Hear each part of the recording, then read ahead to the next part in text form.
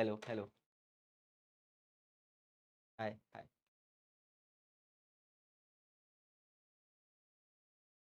सबसे पहले आप सभी को यार आज हैप्पी रिपब्लिक डे बच्चों। I wish you all happy Republic day. Happy Republic day मेरे सारे भारत के बच्चों को। I wish you a very very happy Republic day. मेरे सारे भारत के बच्चों को हैप्पी रिपब्लिक डे। बच्चों, आप सबके अंदर बहुत सारी देशभक्ति की भावना होगी, बहुत सारा आपके अंदर नेशनलिज्म की फीलिंग होगी। आपको लगता होगा कि मैं भी भारत देश के लिए कुछ कर जाऊं, मैं भी जाकर सीमा पे मर जाऊं, मैं भी जाके दुश्मनों से लड़ जाऊं। मन में आता होगा ना कि मैं भी जाऊं सीमा पे दुश्मनों से लड़ूं और भारत देश के लिए कुछ करूं। मैं भी जवान बनूं, मैं भी आर्मी में जाऊं, मैं भी जाके लड़ाई लड़ूं बॉर्डर पे। ऐसा दिल में आता होगा। आता है कि नहीं आता है? आता है ना दिल में कि अपने देश के लिए मैं भी काश जान दे पाऊं। बेटा, मैं आपको एक चीज बताऊं, देशभक्ति सिर्फ ये नहीं है कि बॉर्डर पे जाके जान देनी है। देशभक्ति ये है कि हर इंसान अपनी ड्यूटी ऑनेस्टी से, हर इंसान अपना काम ईमानदारी से करे। ये है देशभक्ति। क्या हम घर में बैठ के भी अपने देश के लिए कुछ कर सकते हैं? बिल्कुल बेटा, हम देश बदल सकते हैं घर बैठ के। अगर हम में से हर एक इंसान, और क्योंकि आप नई जनरेशन हो, आप नई जनरेशन हो, आप हमसे बेटर हो। मैंने ये चीज देखी है और मैंने कई बार बोला है कि ये जो जेनजी आ रही है, लोग कहते हैं कि ये थोड़ी सी मजाक ज्यादा करती है, ये थोड़ी सी मीम्स ज्यादा करती है, ये सब करती है, पर मुझे पता है कि जो जेनजी आ रही है ना, वो हमारी जनरेशन से बेटर जनरेशन है, हमसे ज्यादा इवॉल्व जनरेशन है, हमसे ज्यादा देश के लिए वो करके जाएगी। बेटा, आप लोग, मुझे पता है, भारत को एक नए मुकाम पे ले जाओगे जो शायद हमारी जनरेशन नहीं कर पाई, वो आपकी जनरेशन करेगी। आपकी जनरेशन से हमें और पूरी दुनिया को उम्मीद है। आज भारत बेटा एक बहुत बड़ी ग्लोबल पावर है, बहुत बड़ी ग्लोबल पावर है। हमने, मुझे लगता है कि पिछले 50 सालों में जिस तरह से देश को आगे पहुंचाया है, आप उसको बहुत ज्यादा आगे ले जाओगे। अब आप कहोगे नहीं सर, देश के बहुत बुरे हाल हो रखे हैं, देश में बहुत सारी प्रॉब्लम हो रखी है। मैं एग्री करता हूं बेटा, मैं एग्री करता हूं कि हमारे भारत देश में बहुत सी प्रॉब्लम है, पर मैं ये उम्मीद करता हूं कि आपकी ये जनरेशन इस झंडे को और ऊपर लेके जाएगी, हमारे भारत देश को और ऊपर लेके जाएगी। और बेटा, आप ये कर सकते हो। You are the most talented generation Gen Z, जो ये चेंज ला सकता है। आप बाहर देखो, बाकी देशों के अंदर जेनजी ने पूरी कंट्री बदल दी है। भारत की जेनजी, भारत के बच्चे चाहें तो इस कंट्री को चेंज कर सकते हैं। हमारे पास विश्व का सबसे अच्छा टैलेंट है, हमारे पास विश्व का सबसे अच्छा आईक्यू है, हम पूरी दुनिया में सबसे मेहनती हैं। देश विदेश कहीं भी देख लो, भारतीय आज सबसे बड़ी टॉप पोजीशंस में है। जितनी बड़ी बड़ी आप कंपनीज देख लो, सबके सीईओ आज इंडियन बैठे हुए हैं। पर आज भारत में इतने बड़े टेक्निकल डेवलपमेंट क्यों नहीं हो रहे हैं? क्योंकि शायद हमारी जनरेशन रिस्क नहीं ले पाती थी, शायद हमारे जो माँ बाप थे उन्होंने रिस्क नहीं लेने दिया, हमें हमें कुछ ट्राई नहीं करने दिया, हमें वही रेगुलर रास्ते पे चलाया कि ये पढ़ाई कर लो, ऐसा कर लो। पर बेटा, आपकी जनरेशन को रिस्क लेना है, आपकी जनरेशन को देश के लिए कुछ करना है, आपकी जनरेशन को इस देश का नाम और ऊपर लेके जाना है। और आप ये कर सकते हो। क्यों कर सकते हो पता है? क्योंकि आपकी जनरेशन के अंदर हमारी जनरेशन जैसी इनसिक्योरिटी नहीं है, आपकी जनरेशन के अंदर हमारी जनरेशन की तरह पुरानी सोच नहीं है। आपकी जनरेशन में एक चीज बहुत अच्छी है, जो सही वो सही, जो गलत वो गलत। आप डरते नहीं हो किसी से। जेनजी साफ बोल देता है कि ये चीज सही, ये चीज गलत। मैं बहुत प्यार करता हूं इस जनरेशन से, और मैं एज अ टीचर पूरी दुनिया को, बेटा, जेनजी से उम्मीद हो ना हो, अलग पांडे को इस जेनजी से बहुत उम्मीद है। मैं आज 34 ईयर्स का हो गया हूं, और हमारे सर्कल में जितने लोग हैं वो यही कहते हैं, अरे ये जेनजी जो आजकल आए हैं, ये क्या चलाएंगे देश, ये तो पागल है, ये तो बच्चे हैं, आजकल के बच्चे बर्बाद हो गए। नहीं, वो समझ नहीं पा रहे हैं कि यही वो बच्चे हैं जो देश बदल सकते हैं। आप एक निडर, साहसी, बहादुर, टैलेंटेड, रिस्क लेने वाली खतरनाक जेनजी हो, जो भारत देश को ऊपर लेके जाएगी। I trust all of you. अपना काम ऑनेस्टी से करना है, और इसीलिए मैं कहता हूं, आज हमारा काम क्या है? आज हमारा काम है पढ़ाई करना। हर इंसान इस देश में अगर अपना अपना काम ईमानदारी से करे तो देश अपने आप आगे चला जाएगा। तो हम सबको आज अच्छे से पढ़ाई करनी है, अपने एग्जाम तक अच्छे से पढ़ाई करनी है, ईमानदारी से पढ़ाई करनी है, बेईमानी नहीं करनी है, चीटिंग नहीं करनी है, किसी का पैसा नहीं मारना है, किसी का हक नहीं मारना है। हर इंसान अपने अपने लेवल पे ईमानदार हो जाए, देश सही हो जाएगा। हम घरों में बैठ के बोलते हैं कि इस देश का कुछ नहीं हो सकता, ये देश करप्ट है, ये देश करप्ट है पूरी तरह से, इस देश का कुछ नहीं हो सकता। पर एक बात बताओ, आप भी तो देश हो। देश मतलब आप ही तो हो। जब आप जाके कहीं पे घूस दे देते हो तो आप भी तो वही काम कर रहे हो। तो जिस दिन आप करप्शन छोड़ोगे, उस दिन कंट्री से करप्शन जाएगा। I have lot and lot of expectations from this generation. शुरू करें आज का लेक्चर। आज हमारा day 6। I wish all of you a very very very happy Republic day. आज का लेक्चर हम लोग स्टार्ट करते हैं। आज कौन आएगा? तो आप लोग इतने दिन से जिस चीज़ की डिमांड कर रहे थे, तो आज आपके लिए मैंने आप सबकी डिमांड पे आज मैं जिनको बुलाऊँगा उनकी बहुत डिमांड है। पहले दिन से आप लोग बहुत डिमांड कर रहे थे और लगभग 6-7 साल से इन्होंने भी अपना करियर बनाया यूट्यूब के ऊपर, फाइट की, एकेडमिक चैलेंज भी रहे लाइफ में, एकेडमिक चैलेंज से ऊपर उठ के अपने आप को एक डिफरेंट वैल्यू दी और आज आप लोग को थोड़ा-सा मोटिवेट करने, अपनी लाइफ के एक्सपीरियंस शेयर करने के लिए मैं एक ऐसे इंसान को बुलाऊँगा। देखो मैं एक चीज़ सच सच बोल दूँ, जब आप लोग ने डिमांड की थी कि इनको बुलाओ, उनको बुलाओ, मैं सिर्फ एक चीज़ के लिए बुला रहा हूँ कि ये आके आपको सिर्फ 2 चीज़ यहाँ पे बताते हैं। एक चीज़ ये बताते हैं कि कितनी मेहनत करनी है लाइफ में और दूसरी ये बताते हैं कि एग्ज़ाम में अगर सक्सेसफुल नहीं भी हुए, एक पेपर अच्छा नहीं हुआ, तो भी लाइफ इससे बड़ी है। सिर्फ यही 2 चीज़ बताते हैं। तो मैं इसीलिए ऐसे लोगों को यहाँ पे बुला रहा हूँ। तो आज मैं इनवाइट करूँगा आप सभी के लिए I will like to invite क्या लगता है किसको बुला रहा हूँ? तो आज मैं इनवाइट करूँगा एक ऐसे पर्सन को जो यहाँ आके आप सबको मोटिवेट करेंगे। तो मैं बुलाना चाहता हूँ one of my dear brother Fukra Insaan known as Abhishek Malhan and Fukra Insaan. Hello hello hello, थोड़ा कैमरा जूम आउट करना पड़ेगा भाई। Hello everyone. आपके जब भाई आए थे तब भी हम लोग को कैमरा जूम आउट करना पड़ा था। तो ऐसा लग रहा है मैं बहुत ऊपर हो गया। नहीं नहीं, वो अलील आपके कैपिटल टी वाले चले गए हैं। तो ओह यस।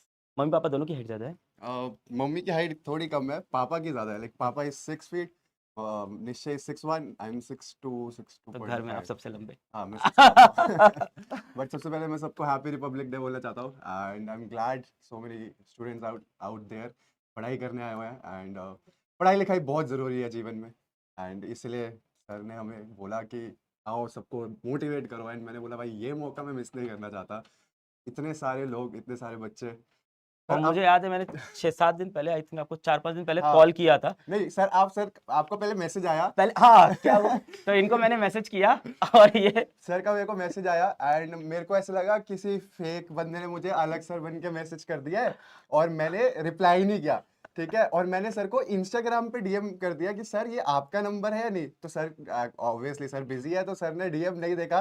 फिर मेरे को किसी और बंदे का मैसेज आया कि अलग sir is trying to contact you. मैंने कहा वो रियल है। तो वो कहते हैं हाँ ये रियल है। फिर मैंने सर को मैसेज डाला सर आप रियल हो, तो सर ने बोला हाँ। मैं कहा सर तब आई एम भी ये सो मान नहीं रहे थे, सॉरी। कह रहे थे इंस्टाग्राम पे रिप्लाई करो पहले। मैं कहा सर इंस्टा पे आप मुझे रिप्लाई करो ताकि मैं एक बार विश्वास हो जाए कि आप ही मुझे मैसेज करो। बिकॉज ऑब्वियसली सर मैं आपको बताऊं, मैं बहुत साल मतलब जब मेरी जर्नी चालू हुई थी तब से आपके मीम्स पे रिएक्ट कर रहा था एंड मुझे ऐसा मैंने आपको हमेशा ऐसे पढ़ाते हुए देखा। फिर एक दिन आपने मुझे बोला कि भाई वाह यार, यहाँ आओ, मैं आपकी लाइफ पे हूँ। नहीं मतलब thank you so much I भाई। एम वेरी ग्लैड आपने मुझे अपॉर्चुनिटी दी। नहीं बहुत धन्यवाद, आप आए इन बच्चों के लिए आए यार, बहुत अच्छी चीज। क्या बोलने चाहेंगे? 10th के बच्चे हैं, 20-25 दिन बाद इनके बोर्ड एग्जाम्स हैं, यस क्या सर, बोलना चाहोगे आप? मुझे ऐसा लगता है देखो सबसे इंपॉर्टेंट चीज है लाइफ में वो है मेहनत करना। तुम मेहनत करते रहो, कभी मेहनत से मतलब पीछे मत भागना। मतलब मुझे ऐसा लगता है मैं भी लाइफ में मैंने बहुत मेहनत करी है एंड बहुत लोगों ने मेरे को ऐसे बोला कि शायद तेरे में टैलेंट नहीं है, तेरे में टैलेंट नहीं है। मुझे लगता है कि टैलेंट से इंपॉर्टेंट है हार्ड वर्क। वाह भाई, क्या बात बोली यार। और सर ये मतलब सच बात है, people can call me talentless but they should always remember कि I will be the hardest worker in the room. तो ये मैं सबको समझाना चाहता हूँ कि जितने भी 9th-10th के बच्चे, 11th-12th के बच्चे हैं, वो हार्ड वर्क से भाई पीछे मत हटो। क्योंकि हम अपना 100% देते हैं और ऐसा होता है सर कि बहुत बार हम अपना 100% देते हैं बट वी फेल। बहुत मेरे साथ भी बहुत बार लाइफ में हुआ कि मैंने अपना 100% दिया एंड मुझे लगता है कि अब तो भाई I am gonna pass with flying colours and मैं फेल हो गया एंड मुझे ऐसा लगता है कि और उस टाइम अब दिल तो आगे क्या टूटता है करूं। भाई। सर दिल टूटता है बट उसका मतलब मुझे ऐसा मतलब मेरे को ऐसा लगता है कि जितने भी सब है we should believe in God and एक पॉजिटिव ऑरा अपने अराउंड हमेशा होना चाहिए कि भाई अगर ये पॉजिटिविटी है, अगर मैंने अपने बेस्ट दिया एंड मेरे बेस्ट देने के बाद भी मैं फेल हो गया तो कोई दिक्कत नहीं है। भगवान ने सही में कुछ ना कुछ अच्छा और लिखा होगा and we have to go on the other opportunity. Right, वो बहुत जरूरी है। मतलब मैं आपको एक छोटी सी स्टोरी सुनाऊंगा। बिल्कुल बिल्कुल। मैं जब 12th में था तो मेरे को पढ़ने का बहुत शौक था and I have always been like कि अगर मैं क्लास में पढ़ रहा हूँ आई वांट टू टॉप, मुझे फर्स्ट आना है। तो मैं पढ़ा बहुत ज़्यादा, मैंने मेहनत करी। 12th में मेरे अकाउंट्स में 99 आए, मेरे मैथ्स में 96 आए। जबकि मैथ्स में हाँ, 96? और मैथ्स उस साल सर सबसे टफ पेपर था। उसके बाद सब पेपर्स में अच्छा है बट मैंने कभी नहीं बताया है कि मेरा जो सबसे लीस्ट स्कोरिंग एग्जाम था वो इंग्लिश था, जबकि मेरे को मेरी टीचर ने बोला था कि ऐसे प्रॉपर लेफ्ट में लाइंस बनाना, राइट में लाइंस बनाना, मार्कशीट पे अच्छा अच्छा लिख के आना। और मेरी इंग्लिश अच्छी थी। मेरे जो जिन दोस्तों को मैं इंग्लिश का मतलब लेक्चर भी देता था कि भाई ऐसे ऐसे पेपर आ सकता है, ये होगा, उनके भी मेरे से ज्यादा थे। हाँ। बट मेरे 90 आए थे। एंड वो मेरे को पता चल गया था, क्यों? क्योंकि मेरी हैंड राइटिंग बहुत बुरी थी। तो एक इंग्लिश में वो कहते हैं कि हैंड राइटिंग अच्छी होनी जरूरी है, बट वो ऐसी बातें वहां चल रही थी। बट मैंने कहा चलो ठीक है, मे बी मैंने कुछ गलत आंसर्स करे होंगे, जो भी है। तो बोर्ड हो गया, मेरी टोटल परसेंटेज बनी 95 ट्वेल्थ में। एंड मेरा सपना SRCC एसआरसीसी जाना है भाई, इसको तो एसआरसीसी जाना है। और अब एसआरसीसी नहीं गया, मिला। क्योंकि एसआरसीसी में तो 97 98 ऐसी परसेंटेजेस चाहिए थे। अब मेरे आगे 95। अब मैं बहुत मतलब मैं बहुत परेशान। मैंने मम्मी पापा को बोल रखा था, मम्मी पापा मैं एसआरसीसी जाऊंगा, एसआरसीसी SRCC के लिए जाऊंगा। 99 98 97 हाँ 98 तो सर 98 मिनिमम है। राइट। एंड मैं बहुत सर बहुत डिप्रेस हो गया था। मैं सच में बहुत, मेरा मैं दिल टूट गया था। मैंने कहा भाई शायद मेरा पढ़ाई लिखाई में कुछ है ही नहीं, मैं छोड़ दूं। मेरे को इतना बुरा लग रहा था। बट फिर मैंने देखा मेरी कट ऑफ में कहाँ लगा। फिर मैं डीसीएस गया, Delhi college of arts and commerce. वहाँ 95% थी, तो कट ऑफ थी। बट वहां पर भी अब एक प्रॉब्लम हो गई। उनकी कैपेसिटी थी लाइक 25 के 2 लाइक बैचेस को पढ़ाने की। एंड बिकॉज 95% कट ऑफ पे इतने सारे लोग थे, तो मेरे वो 95 लाइक कट ऑफ पे 300 बच्चे वहां पर रजिस्टर हुए। तो हमारी क्लासेस ऑडिटोरियम में होने लग गई। अब ऑडिटोरियम में क्लासेस हो रही थी। एंड पीछे आई स्वेयर टू गॉड ऐसे ऐसे बच्चे थे, मतलब उनको देख के मैं कहता कोई स्मोक कर रहा है, कुछ कर रहा है, मतलब हाँ। क्लास में ऐसे छुप छुप के। तो मेरा तो बहुत दिल टूट गया था। मुझे लगा मेरा पढ़ाई लिखाई में कुछ नहीं है। बट फिर मैंने एक माइंडसेट बनाया कि शायद मुझे यहाँ से हार नहीं माननी। एंड अगर मैं यहाँ पर नहीं मेरा कुछ बन रहा है, तो I should try something else. क्योंकि सर सबके लिए पढ़ाई नहीं लिखी होती लाइफ बहुत में। अच्छी बात, बिल्कुल बताइए, ये बात बिल्कुल बताइए। ये मुझे ऐसा लगता है कि सबके लिए ऐसा नहीं होता कि अगर मैं मतलब पढ़ाई ही सब कुछ है, नहीं। मतलब पढ़ाई बहुत इंपॉर्टेंट है। And I always say that कि इफ अगर आप पढ़ाई लिखाई कर रहे हो, तो 10 लोगों में आप अलग से दिख जाओगे कि भाई ये पढ़ा लिखा आदमी पर है। देखो ये सारी चीजें ये बोल रहे हैं 95% ट्वेल्थ में लाने के बाद। बट सर उस वक्त एक ड्रीम था ना मेरा राइट कि मेरे को एसआरसी से जाना है। राइट। बट फिर उसके बाद मैंने हार नहीं मानी। एंड आई डिसाइडेड कि भाई मैं यहाँ से बिजनेस स्टार्ट करूंगा। एंड मैंने अपने कॉलेज में ही बिजनेस चालू कर दिया। कॉलेज में ही? कॉलेज में। वाह भाई। एंड देन मैंने एफएमसीजी प्रोडक्ट्स का बिजनेस करा। हम 19 20 डिटर्जेंट्स साल बनाते में? थे।